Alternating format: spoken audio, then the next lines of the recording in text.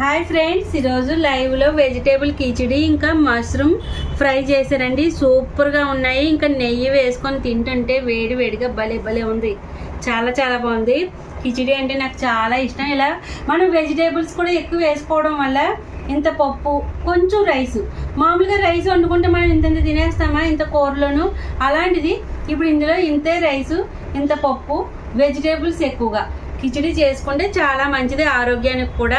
ఇంకా నెయ్యి వేసుకొని తింటే సూపర్, వేరే లెవెల్ అనమాట. వెజిటేబుల్ వేసుకొని తినచ్చు, చాలా బాగుంటది, ఆరోగ్యం చాలా మంచిది.